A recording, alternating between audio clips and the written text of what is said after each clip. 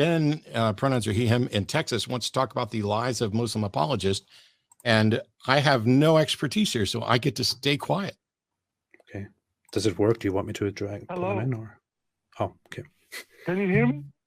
Yep. Yep. Can you hear me, guys? Yes. Yes. Wow. I cannot believe I'm talking to you guys. Wow. I'm a big fan. I never called any show. This is my first time, so it's welcome. My nervousness. You picked a good week. Don't be nervous. Apostate Prophet's really nice. We're very happy to have you here, and we're just humans. So. Thank you, AP. Thank you. I'm a big fan of you guys. I'm Moroccan. I'm an ex-Muslim. I speak Arabic fluently.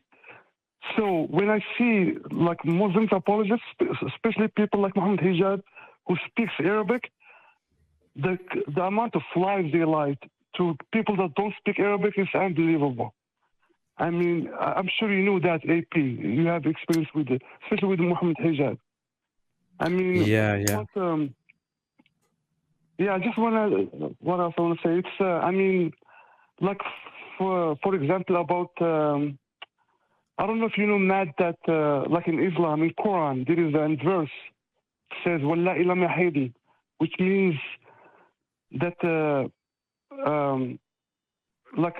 like a girl before puberty can get married.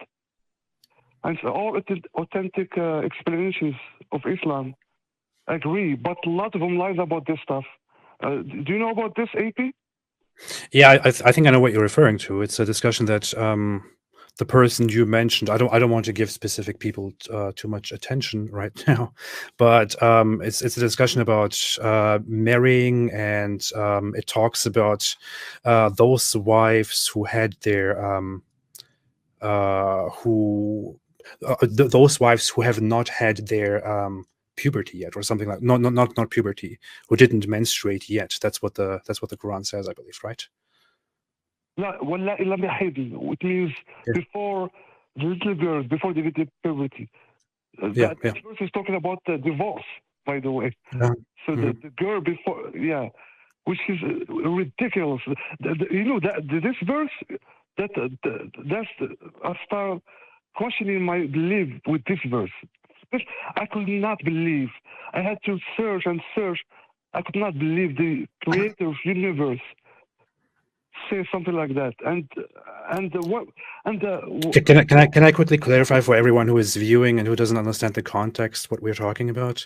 So what Ben means here is that the Quran actually has a verse which talks about what to do when divorcing your wife, and it talks about those who have their periods, and then it talks about those who did not experience their puberty yet. And when you read the Quran itself, it very much indicates that you can marry children that didn't have their puberty yet. So it basically allows, in that context, child marriage, and there is nothing in the Quran that gives you a minimum age for marriage. So if you look at the Quran itself, you get the idea that it allows child marriage. That's the topic. Thank you, AP. I appreciate you. You said it the best. And look, all the authentic books, explanation of Quran, I mean, all of them, no exception, the same explanation. So that's why, I mean, I don't see how they can defend this. It's basically rape. It's not marriage, if you know what I mean. Yeah. Like a girl that has 6 years old. Yeah. And one more thing, if you don't mind, guys. Sorry if I. One more thing. I saw Matt debate with that the Muslim guy yesterday. I think it was yesterday, right? Yeah, it was yesterday. Yeah, and I want to see, Matt, if you don't mind. Why those theists, like Muslims or Christian apologists, try their best to avoid talking about anything in their Bible or Quran or anything that has to do with Islam? The only thing they want to talk about is the creator or something. What do you think? Why? I have an answer, but I want to see what you think. Oh, I think it's because I've heard a number of different apologists in different areas talk about this.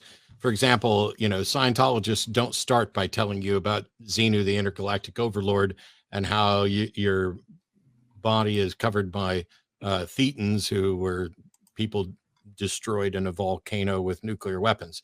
You need to build up to that. And so I remember a Muslim apologist who said that he much preferred talking to atheists than theists, because the atheist says there is no God, and the Quran says there is no God but Allah. So atheists are already halfway there. And I thought that was a really amusing joke.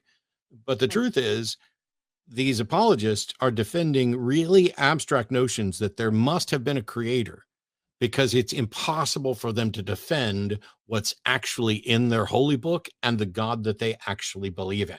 Because if you took the Abdullah, who I debated yesterday, on whether or not there's good evidence for God, he defined God in a very particular way, so that he could talk about God as just, here's the answer to why, what serves as a foundation for reality. What non-contingent or non-dependent thing is there? And if you can convince someone of that, then it becomes much easier to glom on the specifics of your God and say, oh, well, here's why ours is better than these other options, because you've already done all the heavy lifting of getting them to accept, oh, there has to be some God. Now it's just a matter of figuring out which God it is. And the way they define God in the debates is not at all like what they define the specifics of their God when they're actually talking about what they believe. That's right. They make a claim that that there is an objective, clear definition of what God is, but that's not really the case. They have different definitions of what God actually is, and you go into that once you begin addressing the specific religion itself. But they are merely there to convince you that there is a God, that there must be a God, and they can just do that in whatever way they want, because there is no clear definition for a God. They just make it up as they go. In my opinion, in my modest opinion, especially the Muslims apologists, they don't like to talk about the specific of their God, because it's all problems. So they try to avoid Islam, Quran problems. They avoid to talk about slavery, sex slaves, the child marriage. In my opinion, I might be wrong. That's why they choose to talk about just if there is a creator or not. So here's the thing: when discussing whether God exists or not, or whether their religion is true or not, with many apologists, specifically, I experienced this with Muslim apologists. It doesn't really matter to them whether specific moral aspects of their religion disturb you or not, because they think that these moral aspects can somehow be justified or explained or solved later on. They care more about the whole theology and the metaphysics, the nature of things. Yeah. Well, thank you so much, guys. Sorry to waste your time. I really appreciate it. It was good. Thank you. Thank you so much. I appreciate it. Thank you. Yeah, have a good one. Bye. You too. Bye.